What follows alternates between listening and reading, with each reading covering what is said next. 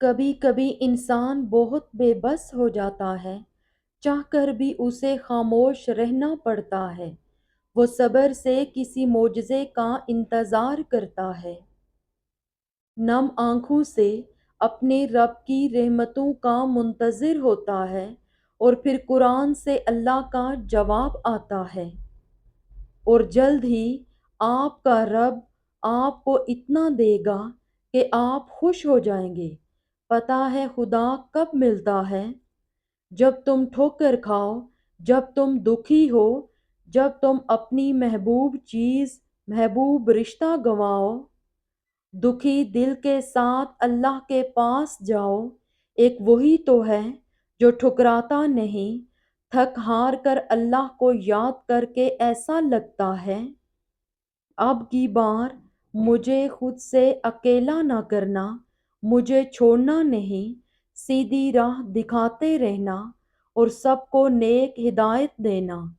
کبھی کبھی زندگی اس جگہ آ پہنچتی ہے کہ آگے کوئی راستہ نہیں اور واپسی کا کوئی تصور نہیں، پھر معجزے ہوتے ہیں، دعاؤں سے اور پھر کن فیکون سے تقدیر بدل جاتی ہے۔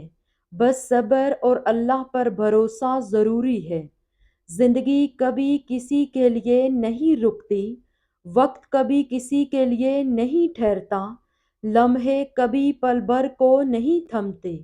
ہوا ہر وقت چلتی ہے، کیونکہ اگر یہ تسلسل قائم نہ رہے تو زندگی کی سانسیں رک جائیں۔ زندگی کی آنکھوں میں آنکھیں ڈال کر جینا ہی اصل جینا ہے۔ زندگی میں نشیب و فراز تو آتے ہی رہتے ہیں، کیونکہ زندگی کا دوسرا نام تغیر ہے۔ کائنات کا سارا حسن تبدیلی میں ہے۔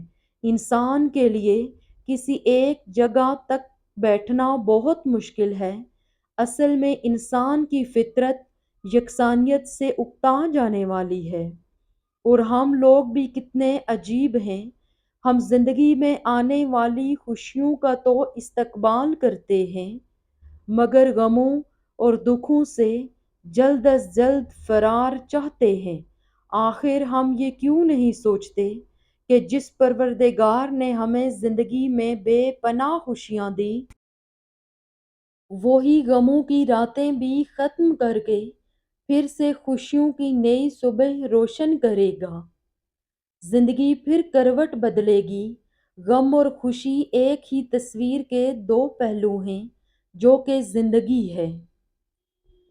دونوں کا اپنا اپنا انداز، اپنا اپنا حسن اور اپنی اپنی کشش ہے۔ اچھا سوچیں اور اچھا بولیں، کیونکہ بدگمانی اور بدزبانی دو ایسے عیب ہیں جو انسان کے ہر کمال کو زوال میں بدل دیتے ہیں۔ مشکلیں تو رب کا انعام ہوتی ہیں، اور آپ کا رحمان رب آپ سے امتحان لے کر آپ کو مضبوط کرنا چاہتا ہے، تو پھر آپ شکایتوں کے انبار کیوں لگا دیتے ہیں کہ ایسے ہو جاتا، ویسے ہو جاتا، یہ کیوں ہوا، ایسا نہیں ہونا تھا۔ اگر رب العالمین نے آپ کو کسی مشکل میں ڈالا ہے تو اس مشکل سے نکالنے والا بھی وہی رب ہے۔ بس اپنے رب پر پختہ یقین رکھیں کہ میرے رب نے میرے لیے سب بہتر کیا ہے۔ ایک وقت آئے گا جب تم اپنی زندگی میں آنے والے سب غم بھلا دو گے، تمہاری زندگی کے سارے غم خوشیوں میں بدل جائیں گے۔ تم تکلیف کو اور تکلیف دینے والوں کے نام تک بھول جاؤ گے، تمہارا رب کبھی نہیں بھولے گا۔ ہر اس تکلیف کو جب تم نے اس کے سامنے سجدے میں آنسو بہائے، تمہارا رب نہیں بھولے گا۔ حتیٰ کہ ان کو جنہوں نے اپنے لفظوں اور لہجوں سے تمہیں تکلیف پہنچائی نہیں بھولے گا۔ وہ ان کالی راتوں کو جن کو تم نے سوئے بغیر گزارا، یقین کرو تم بھول جاؤ گے۔ تمہیں تکلیف دینے والے بھول جائیں گے، پر تمہارا رب کبھی نہیں بھولے گا، اس کے سامنے بہائے جانے والے آنسوں کا بھرم وہ کبھی نہیں توڑتا۔ وہ محبت تو سب سے کرتا ہے، مگر چنتا اسے ہی ہے جو اس کی طرف آنا چاہے، اور جو اس کی طرف آ جائے وہ واپس خالی ہاتھ نہیں آتا، وہ تھام لیتا ہے۔ وہ کسی کا صبر، کسی کی زیادتی سب یاد رکھتا ہے۔ وہ کسی کا اجر کبھی ضائع نہیں کرتا۔ وہ بدترین سے گزار کر بہترین عطا کرتا ہے۔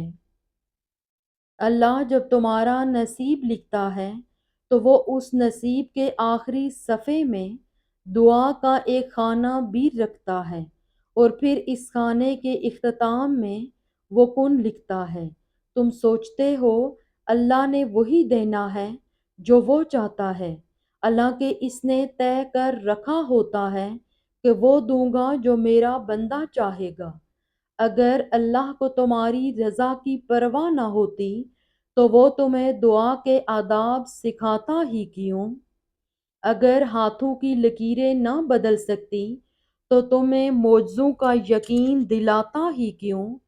وہ جو دعاؤں کا خانہ خالی ہے اسے تم نے خود اپنی تڑپ سے بھرنا ہے۔ مایوس ہونا چھوڑ دیں اور خود کو زیادہ پریشان کرنا بھی بند کریں۔ بس آپ اپنی طرف سے پوری کوشش کرتے رہیں۔ آپ کا یہ سفر آپ کو تھکا بھی سکتا ہے، آپ کو پریشان بھی کر سکتا ہے، لیکن پھر آہستہ آہستہ آپ کو چیزوں کی سمجھ آنا شروع ہو جائے گی اور آپ اپنی منزل کو پا لیں گے۔ یاد رکھیں، آپ کی زندگی بہت عمدہ ہے اور آپ بھی بہت عظیم ہیں۔ آپ فی الحال جن چیزوں کا تجربہ کر رہے ہیں وہ صرف آپ کو زندگی کی اگلی سطح پر لے جا رہی ہیں۔ آپ بڑھ رہے ہیں، آپ بہتر بنتے جا رہے ہیں۔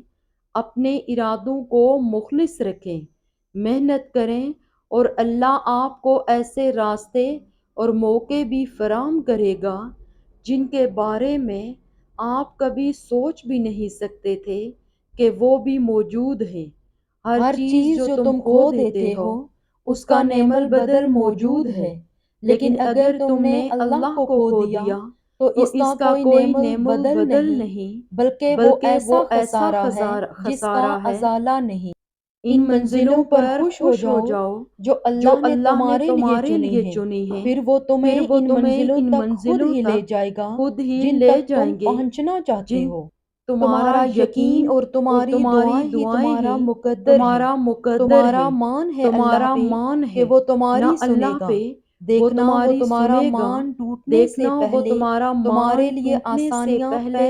تمہارے لیے آسانیاں پیدا کرے گا۔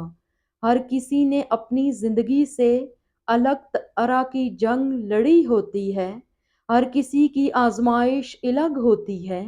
کسی کو خوش اور بہترین حالت میں دیکھ کر یہ مت سمجھیں آپ کیا جانیں اس نے یہاں تک پہنچنے کے لیے کیسے حالات کا سامنا کیا ہو، اس کا دل کتنی مرتبہ ٹوٹا ہو، وہ کتنی مشکل آزمائش سے گزرا ہو۔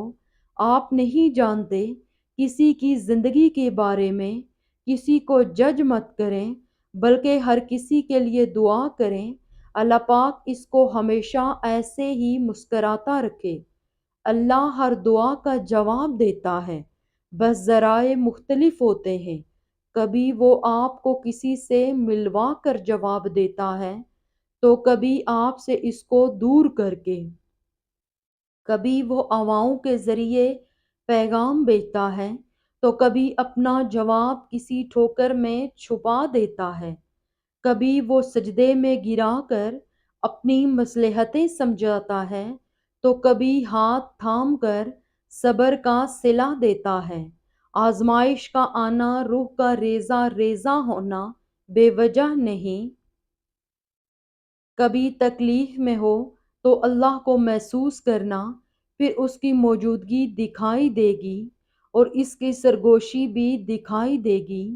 تڑپ دل میں وہ تبھی اتارتا ہے جب وہ تمہیں یاد کرتا ہے تب وہ چاہتا ہے کہ تم اس سے بات کرو، اسے اپنی کیفیت مناؤ، ساری پریشانیاں اس کی دہلیز پر چھوڑ جاؤ، بس تم اور تمہارا اللہ رہ جائے۔